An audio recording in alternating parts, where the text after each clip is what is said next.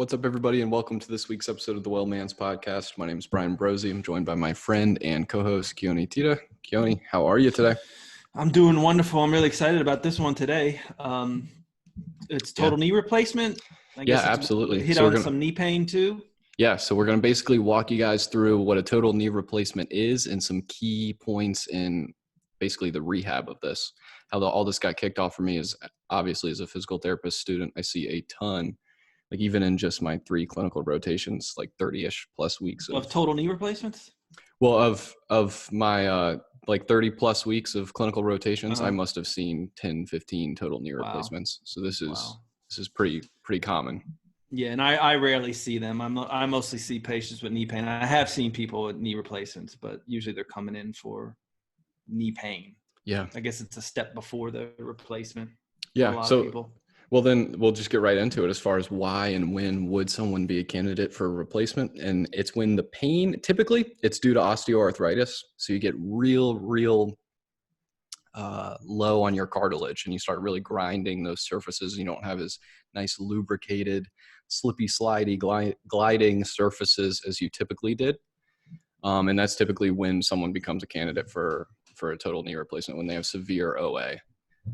That's why. So they're basically having bone on bone, right? I mean, that shock absorber is gone, the cartilage. Yeah. Yep. A lot of times. And that's where it goes into what a total knee replacement is, which is basically they resurface the articulating. So the joint surfaces, the parts that are touching each other of your knee joint, they resurface those and put in an implant to give you a much smoother, gliding, less painful ability to move your knee.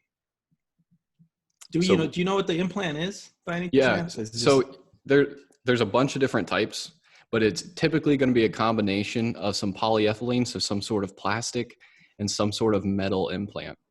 The plastic, from what I can tell, is typical. And again, there's a bunch of different types. We're going to talk about a few of those, but there's a bunch of different types, and definitely consult, shop surgeons is what I would suggest for people to do when they're considering this option. But it's a piece of plastic, a piece of metal, and it basically, I think that plastic is your articulating surfaces, so it's a little smoother. Yeah, okay. And glides better. So in a total knee replacement, the person's going to have the articulating surfaces resurfaced and replaced with these implants. And with that, they take out the central ligaments typically. So the ACL is typically removed. Sometimes the PCL is removed, but the ligaments on your side, the LCL and the MCL, are typically left. So that kind of tells you, and if you've ever seen someone who has a total knee replacement scar, it's essentially like an incision from, if you just kind of grab your kneecap from where your palm starts to the end of your middle finger is kind of where the incision goes. If your middle finger is riding down the line of your shin. So it's an incision right in the front of the knee. So the surgeon typically will peel the patella or the kneecap back, and that's how they do the surgery in there. And again, there's a bunch of different ways to do the surgery, but most of the time they're going underneath the patella. They're cutting through the quad in some way to get to those joint surfaces. So the patella. So those other ligaments, they're cutting them away then. So it seems like you're going to lose stability then if that happens. Yeah. So your central ligaments are taken out and you will lose some stability, but we know the ACL is like one of those where people some high level athlete maybe could continue without an ACL. We see that all the time. All right. Especially if you have a strong enough quad and hamstring, you can really control that stability. And then again, we have to consider like the population that this is going for. Typically the person's 50 plus or well over 50. And not we're not expecting them to go figure skating. Like that. Right. Yeah. Or by doing backflips or anything. Right. So occasionally that kneecap can be resurfaced and replaced as well. And that would just be depending on your needs. And they do check this. I just think this is important to mention. I tell all my patients this, that when they're putting you essentially back together, they've got the implant in there, they're getting ready to sew you up. They make sure everything has full motion and moves properly and moves without a hitch. And so when you get sewn up, your knee is essentially perfectly healed. So everything that you walked in there with is now gone. Like those bone spurs that maybe were removed due to them rubbing against each other, and you can build up bone spurs, and that can be painful for people. All of that gets removed. And before they sew you up, they're moving your knee and making sure it moves fully well and smooth. And so when you're coming out of surgery, you should expect to have good, smooth, full movement as far as it goes in the joint. Now, swelling and the cascade of kind of what happens after surgery is certainly going to limit that immediately, but it's just good to know that at that point, your knee should be perfect when you're coming out of surgery. Other than the fact that it's clearly going through a traumatic event, it's it's resurfaced. It's ready to go. It should have full range of motion, other than the fact that swelling is going to set in and all those sorts of things. Right. So people after surgery that feel like they have restricted range of motion, it's usually the swelling and the healing, the inflammation from the scar. Yep. But not necessarily there's nothing wrong in the joint itself. Yeah, exactly. And again, that incision's typically on the front of people's knee. And it does typically cut through the quad. So we'll talk about that a little bit and what you can do for like prehab and that sort of thing. So as far as like your prehab, you just want to make sure you maintain good range of motion of what you do have or what you have available to you. So that pain-free range of motion, just working that. And then as well as being super diligent about some quadricep strengthening, whether that be for endurance, like endurance would be like 20 plus reps, and strengthening anywhere 6+, depending on what you're looking at. But you want to, because they're going to cut through that quadriceps muscle, you want to build that muscle up before they do that, so you have a better chance of recovery when you do come So what back. are we talking about as far as exercises with that? So then this is pre-surgery, right? So then you can do anything like squats, like a long arc quad, which would just be straightening your knee, that sort of thing. Big contraction at the top of your thigh is what we're thinking. So those quad muscles, you're really, really squeezing those. And straightening then, of course, your leg, yeah. Yeah, straightening your leg is what the quads do, pretty much. And then, of course, maintaining like good muscle balance. So your hip strength, because we know that that's going to play a role in your ability to kind of control the knee. And then that goes back into, if they do remove some of those central ligaments, giving you some more stability up top and some more strength up top to help control what goes down on at the knee. Yeah. So just thinking about all these things before you go into surgery. Yeah. And then as far as like the types of total knees, there's a bunch of types like I've been mentioning, and they can come with all different types of hardware, but it typically is some sort of plastic metal combination. That's the implant. And then the plastic and the metal does deteriorate. So it's not anticipated that this is going to last 20 plus years, but in that same vein, these are lasting longer and longer every innovation with these surgeries. The knee replacement is probably one of the safest and one of the most common surgeries that I've seen. So you should feel confident. And for the most part, people are thrilled with it, right? Like feel like the knee surgery was a good thing to get for them. After a few months of rehab, once you're back, people almost unanimously feel that way. Yeah. Okay. People do have a hard time at the very beginning, and it is very painful at the very beginning.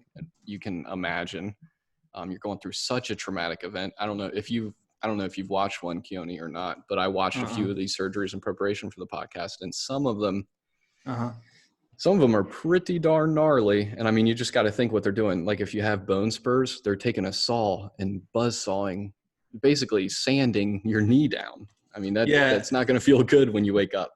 Period. Right. It's really interesting. The osteosurgeons, like the arthropods, they have like a toolbox that looks like a little toolbox that you would buy at Lowe's or something to put a house together, right? Like drills and things like that. 100%. And then that goes into some types of knee surgeries that we were discussing. And what I recommend at this point, and part of the reason I'm got the idea of we should do this podcast, is my mother-in-law just had her knee replaced. And I highly recommend to her and to pretty much everyone that you do the robotic assist. So what I'm seeing is just much better outcomes with the robotic assist surgery. And I watched one of these, and what the robotic assist surgery does at the beginning, before the surgery, it's going to take a 3D model of the knee. And the computer is essentially going to run through the surgery by itself on a model to make sure that it's got everything down and everything works well. And if there's any changes that need to be made, they'll make changes. And so that's on a model on a computer. Then the computer's essentially programmed for your exact knee, and they've taken imaging of it. They've got a perfect idea of what it looks like on the inside.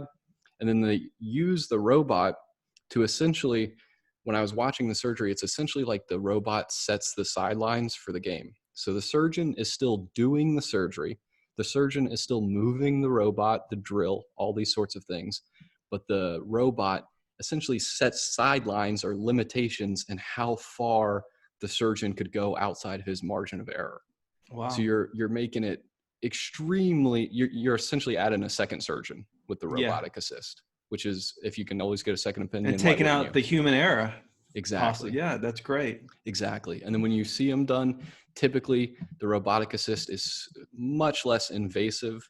They go in with like 4 little prongs, and it's just much quicker, easier, and also just ensures, like you said, you take out that human error component. So shouldn't this be standard across the board, or it's not standard across the board? You have to ask for it?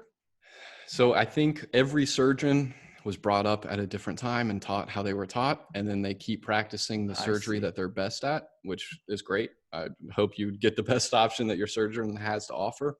But I would, and this is where I really bring up that shopping around. Kim, my mother-in-law, was, looking at a different type of surgery with a different surgeon, and I suggested the robotic assist just because you get that margin of error essentially decreased. And why wouldn't you? I mean, it seems like a no-brainer to me that you'd possibly want that. You want the best surgeon that you can have and take out the error. It seems like this should be standard across the board. But yeah, that's a good thing to know, because every surgeon probably has a little bit different skill set, right? Like you said, may not be trained on this stuff.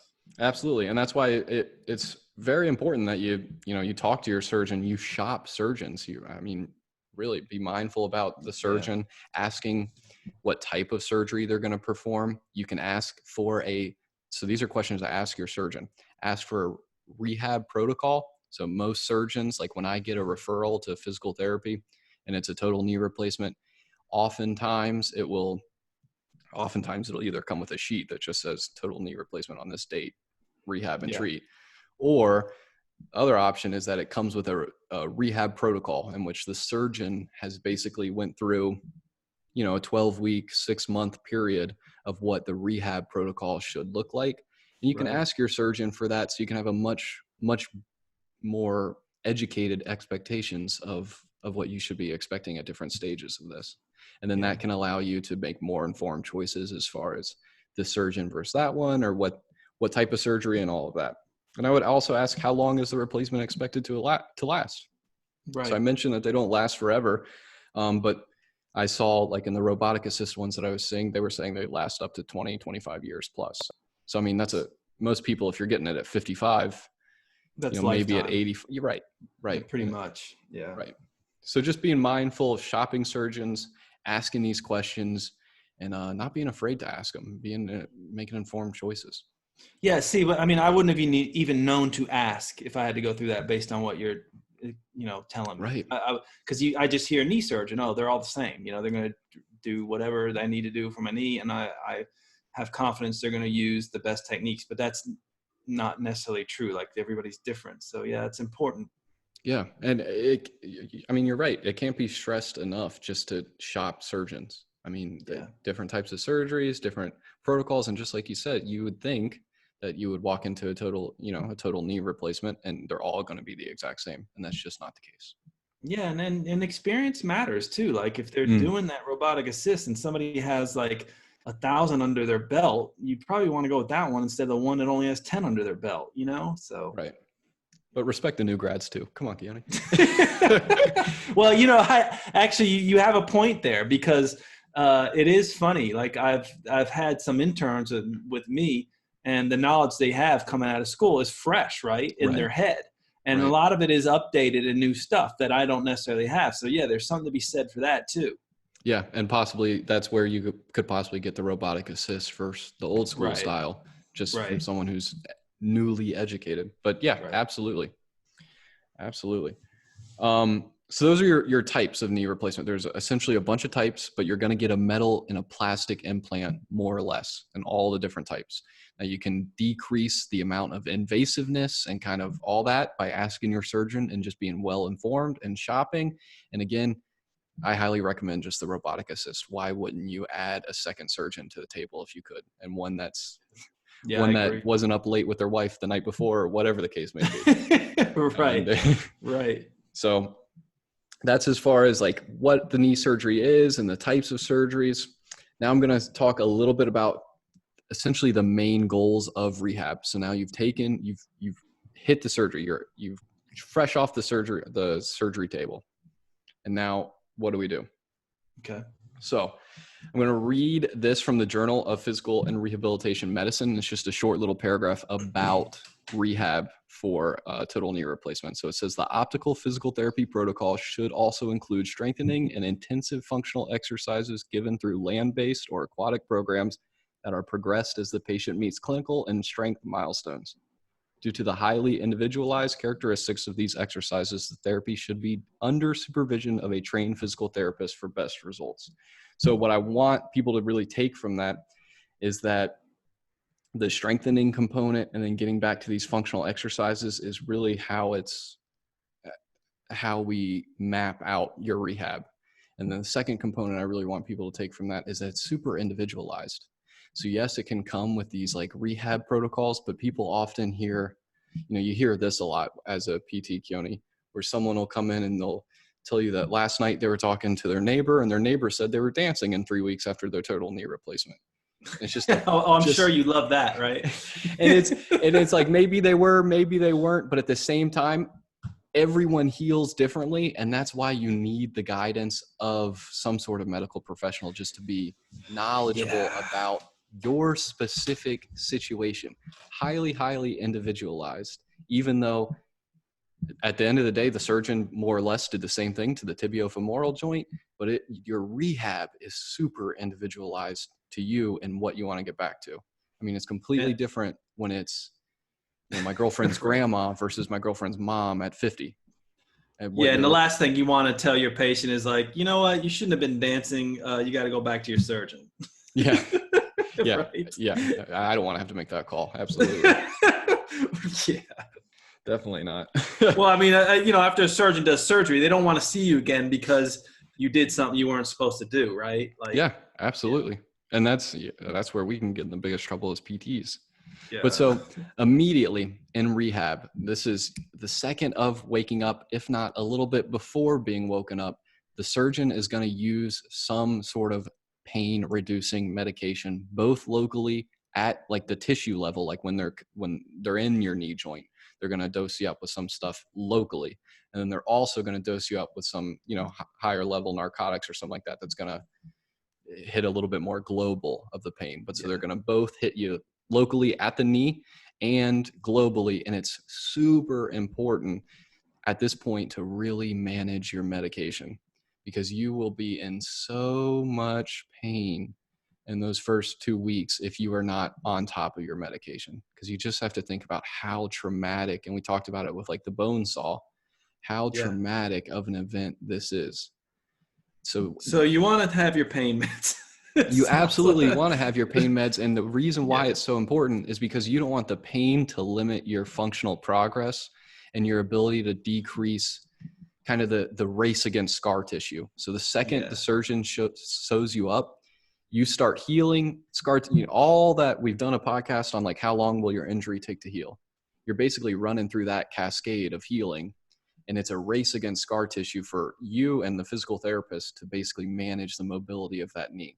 And if you are not taking your pain medication, you're going to be in too much pain to adequately dose the exercise to get what you want out of it. So there you go. So there's a case for pain medication decreases healing time. You get on your feet better without pain quicker by taking your pain medicine. Yeah, allowing you to be more functional. And I actually think there's a biochemical mechanism for pain meds when used appropriately to help you heal faster, besides just helping you exercise and break up scar tissue. I think the body biochemically, if it doesn't feel a whole lot of pain, it will tamp down that inflammatory response or cytokine response that may help, if I'm not mistaken. Yeah. So managing your meds, no matter what it's about, it's going to be important in that initial stage because you don't want to be limited due to being in so much pain.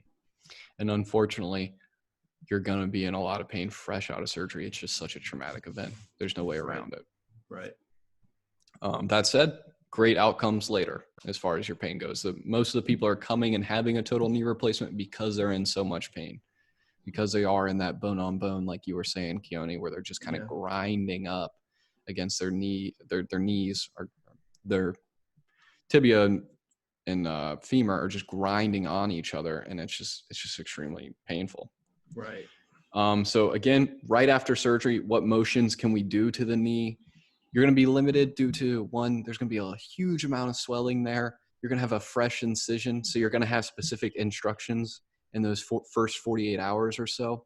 But that said, moving the knee is going to be beneficial in any way once we get that scar kind of cleared out and we get the incision healed up and the doctor tells you it's okay to move.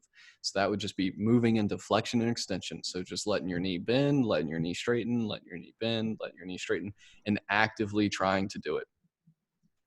And I talked about this a little bit, where the most important thing is to restore your range of motion first and then focus on your strength. So we talked about how in prehab you want to work on the quadriceps strength and endurance because they're going to cut through that, and the function of your quadriceps is going to be greatly impacted by the surgery, essentially. So we see, like as a PT, when we're evaluating these patients, we see a lot of what we call quadriceps lag. So like if we have you try and lift your leg straight, we see that the quadriceps doesn't really kick on, and your tibia, the second half of your leg after your knee, kind of just hangs there, and before it actually kicks up and joins the rest of your leg. And that is because you had that traumatic event that decreases the firing ability of the quad. And the firing of the quad can be greatly reduced with swelling. I can't remember the numbers off the top of my head, but I remember in PT school learning, and it's something like just 15% of more of swelling in the knee can reduce the strength of the quadriceps. So if you have any sort of swelling in that tibiofemoral joint, your knee joint, you're reducing the ability for your quadriceps to function properly. Wow. Okay. So getting that range of motion back first after surgery is going to be one of the most important things before working on that strength. So a lot of people kind of go first into trying to fire that quadriceps, which is great, but we need to get that range of motion back. And it's mainly due to swelling first and foremost, or that's where you can kind of heal up improperly if you don't get that range of motion back. And that's where people end up with kind of contractures, or they would need a revision surgery because the scar tissue healed down into essentially like a bent knee position. And so now the person's constantly having a knee, they can't straighten their knee. And it's like, so how do they get that range of motion back? Is it just passive movement that the PT or that they take the knee through somehow? Yeah. So the first and foremost, how they're going to get it back is reducing the swelling. Huge, because that's going to limit the ability for the knee to move so much. Once you get that reduced, then from there, you'll get a little bit of passive range of motion from the PT or from you. And that's just gliding the joint surfaces on each other and trying to restore that normal range of motion. But it's mainly, Keoni, those first 2 weeks, it's the swelling that we have to manage. So, and the swelling, what are you doing for the swelling? Is it the ice, or contrast? What do you guys typically do? Yeah. So then we have, like you were mentioning, ice, elevation, of course. So those are the two you can absolutely do at home by yourself. Yeah. We can do some, depending on the incision. We don't want to go over the incision, obviously. And we want to make sure no negative things like a DVT, like a deep vein thrombosis happened below the surgery, which can be common, which is like a blood clot in your leg. But if all those things are cleared out, screened for, everything's good, some massage as well. And we call it like effleurage, which is where you kind of want to just lightly move fluid up. So you're going to start distally, which means near your feet, and work your way up to the hip. Yeah. So you're going to kind of lightly massage and push the fluid up towards the lymphatic system of the central area of the lymphatic system, and get towards that your core, cleared out. Cool. So those are going to be your three biggest things as far as that goes, for reducing the swelling. So once you've got that range of motion back, then we really want to focus on the quadriceps strength. And other than that, I want to talk about I downloaded a protocol just to kind of take people through a few key pointers of the protocol so you can get an idea of how long it takes you to recover and kind of what that looks like, and put some time to some of these interventions that I'm mentioning. Okay. So we're talking phase 1. So we're talking basically immediately after surgery to 2 weeks or so. The main focus is restoring that range of motion, working towards 125 degrees of knee flexion. Now, you're not going to have that. You may not have that by the end of those 2 weeks, and that's okay. But 125 degrees of knee flexion is kind of important, because we think about 90 degrees of knee flexion. That's probably you sitting in your chair right now. So then you think about having to get up and you move forward, you increase the knee flexion, you climb stairs, that takes a little bit more knee flexion. So that 125 degrees is kind of a essential number as far as being functional. And so it helps you with your everyday life. That's why. Right. Not just pulled out of thin air. It wasn't just a random goal. But that said, even though we're talking about flexion there, the most important thing you can restore and you should focus on first is the extension. And so that's your ability to get your knee fully straight. This is where you're going to see the most limitation initially, and you also have the highest chance for kind of having that negative cascade of effects that can cause you to have a revision or just have negative outcomes from it. Because if you're unable to get your knee straight, that's going to limit you in gait. You're going to have an improper gait, an improper walking style, and a variety of other things. But if you can't fully straighten your leg and keep it fully straight for a time, you're not going to be able to lay down all that collagen, all that new tissue in the format that you want it to be functional. Right. So that extension is super important. And now's a good time to mention, as far as some of those exercises for extension. So you're immediately after surgery. If you can try and let your leg, you can try and just push your knee straight into the mat, or into the mat, or the pillow. Thank you. The pillow that they kind of have your knee propped up on, and you just push like you're trying to flatten your leg. So you're really contracting those thigh muscles on the top. Okay, I see. What I don't like, and I see this a lot, Keoni, is, and they do this a lot in other countries too in rehab, but they do like dead hangs. And so I also know that my Kim was kind of suggested this exercise, and it's like a dead hang where they'll have you lay on your belly and let the knee kind of hang off the edge of the bed. Okay. And so it uses gravity, and in theory you're relaxed. So that's nice. But what I don't like about it is it's a little unsafe just in that regard, just because you're letting it dead hang. And then the second thing I really don't like about it is you're getting kind of a reflexive guarding by just letting your body hang off the side of the bed. Like, your leg is not going to want to let go and just relax, especially after this traumatic surgery. I see. For you to just hang and get benefit out of just hanging there. Right. Does that? That makes sense to me. There? So what I think is better is if you're using your quadriceps to straighten the legs, you're getting more bang for your buck. So you're using that muscle, strengthening that muscle, bringing blood flow to the area by contracting the muscle, as well as working on that extension actively.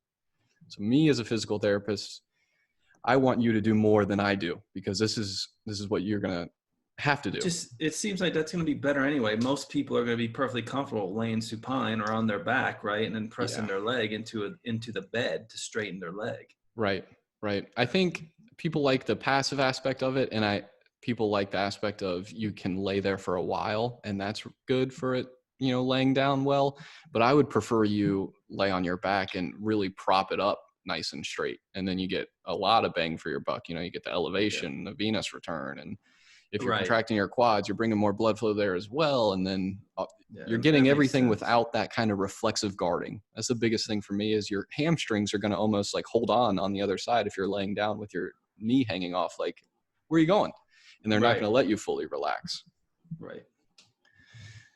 So moral of the story, push your quads, use your quads as opposed to just trying to hang there. And that personally, I like that a little bit better. Yep. Yeah, it's active too. I mean, it's opposed to passive, which helps in a lot of other ways, like as you were saying. Right.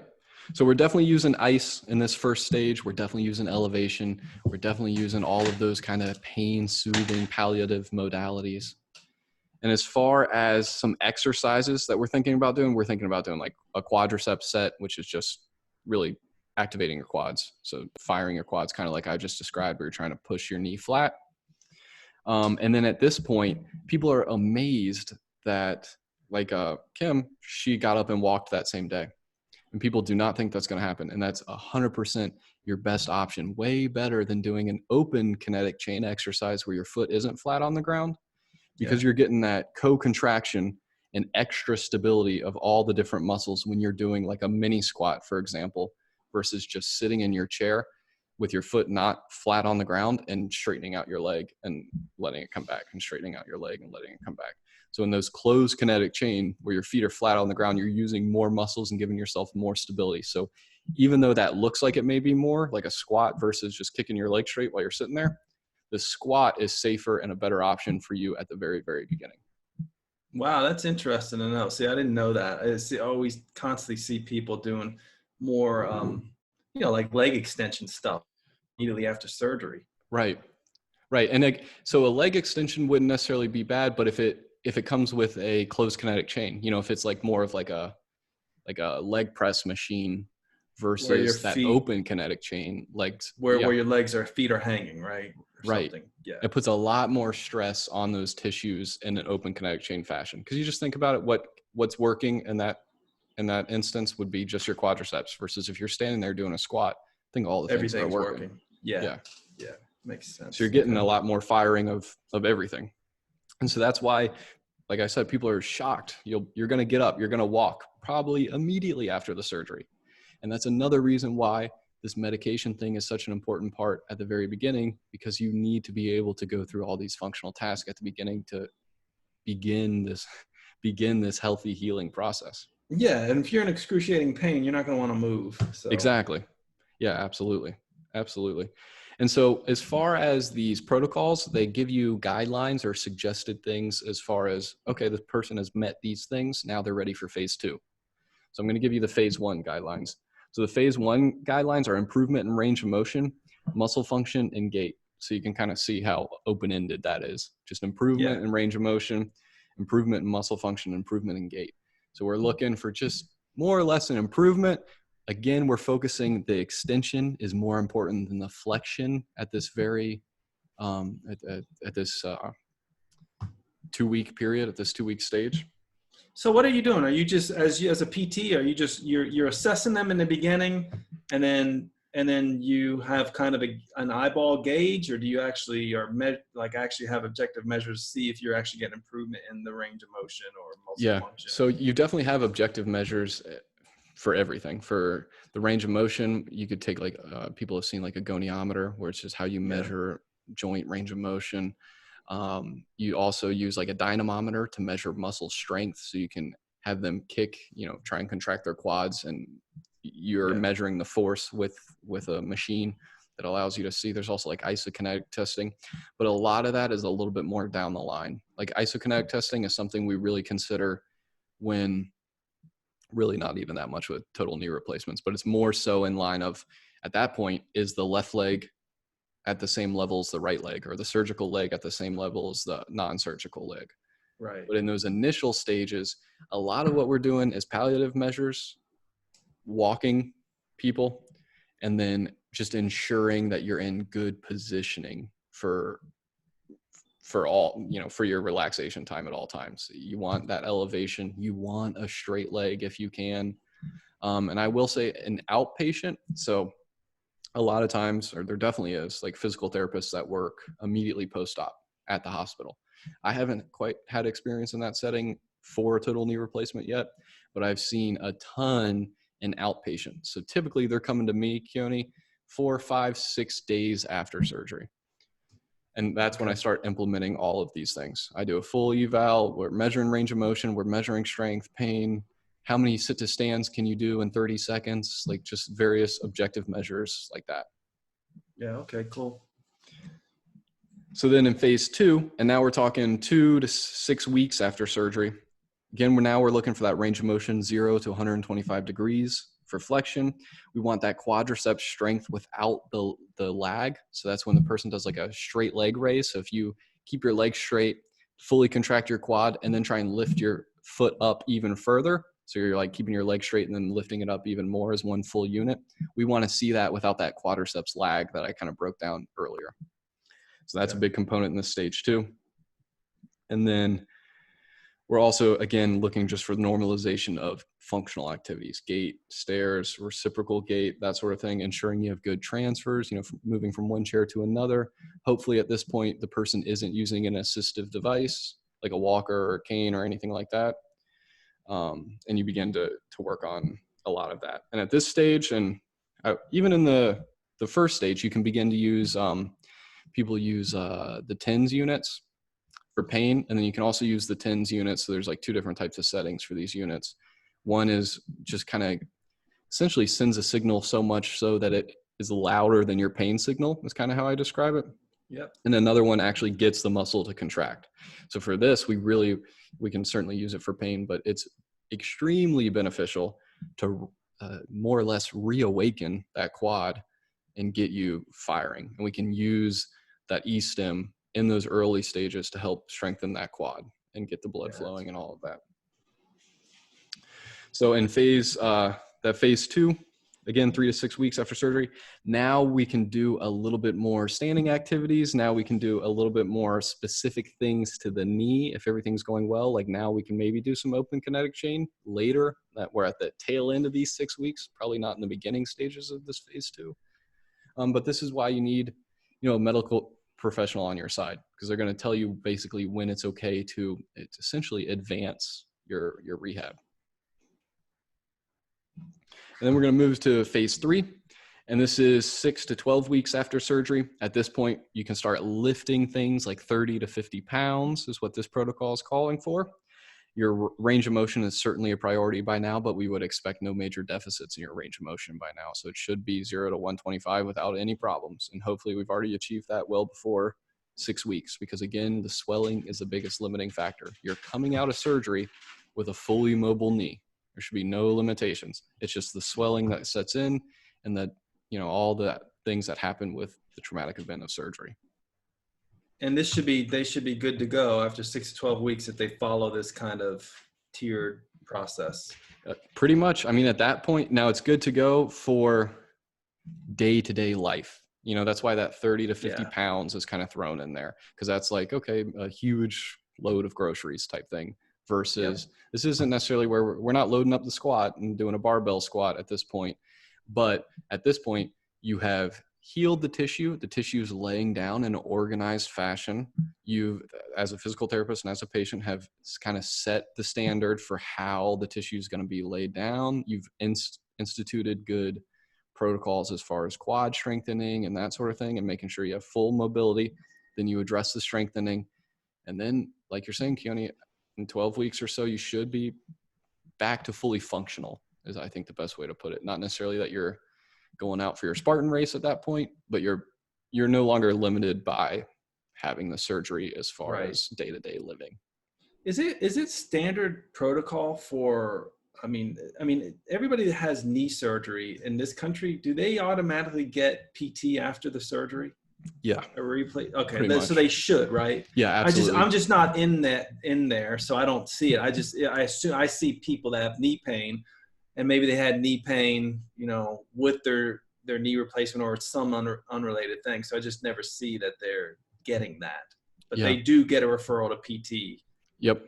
Yeah. All the time. Almost all the time. I feel confident saying almost all the time at the very least. Yeah. Okay. And they definitely should, because it's I think someone super educated could kind of walk themselves through the process with this podcast, but you need someone in your corner who's really educated and knowledgeable to let you know, okay, now we progress to this, or no, now is not the time for open kinetic chain exercise. We're still 4 weeks into this healing process, or, you can go listen to the How Long Will My Injury Take to Heal podcast and kind of match those times up.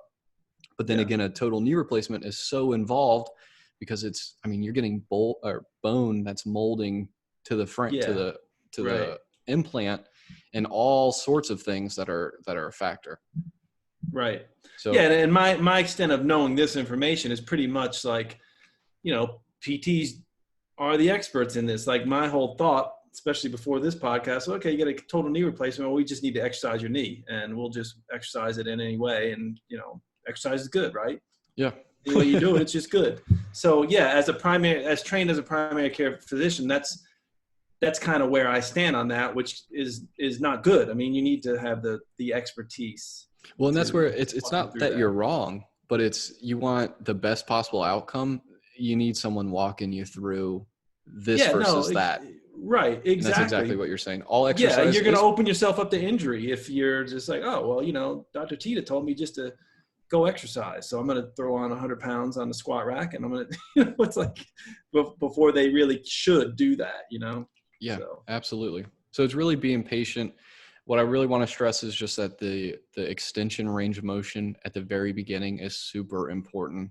So it's going to be uncomfortable. It's going to be scary, but you need to straighten out your leg. If you're sitting on the couch and you have the coffee table in front of you, put your leg up and try and squeeze your quad so your leg goes straight. And we need that for good collagen laying down. If your knee gets stuck in a flex position, you will never walk the same. You have to have terminal knee extension, 0 degrees of extension or more for you to walk normally. So you need that extension. That is the most important thing. And typically, after the surgery, people are just hanging out in flexion because it is so painful and you're just so guarded. Yeah. So being mindful of that extension is super important, especially in the beginning. Okay. Then work on that quad strength. Know that this is a race against scar tissue buildup. So working on that range of motion first and foremost. And then the last thing is really just relax. Like this is one of the most safest and successful surgeries that I'm aware of. I mean, this has really good outcomes, especially when you do that robotic assist. Like I said, you're taking human error and decreasing it even further. You're adding boundaries to the surgeon. He's getting double checked by the robot more or less. And just all these things are going to be positive for you. So most people fully recover. I've never experienced anyone who had to go have a revision at this point in my career. And I've never seen anyone who was in a worse position after the total knee replacement. Now you have to be in a pretty bad position to get a total knee, but I've only seen really positive things. And when I haven't seen positive things, it's not the fault of the surgeon. It's your fault for not kind of adhering to this. Is that right? Usually? Yeah. Yeah, it really is. I mean, it's so standardized. It's practically, I'm no surgeon, but I would imagine it's like a Happy Meal at this point. You put the toy in, you put the fries in, you put the burger in, it all goes out the same way and and then it's up to you, the individual, to maintain your rehab, to know that you need that extension, to know that this is a race against scar tissue. It's not, how long do I have to work on this? It's, we need to start working on this the second you get out of surgery. Well, let me put a plug in for, we're talking about scar tissue, and then also this is a surgical procedure. Back when we did episode 25 and 26, that was our pre and post surgery protocols. A lot of that stuff can help. We talked about one product in particular, like bromelain or some of these enzymes that you take between meals that have some research showing that it can help keep scar tissue down. So anyway, check out those episodes that Brian and I did. I don't know, but a couple years ago that we did episode 25 and 26, I think, is our pre and post surgery protocols.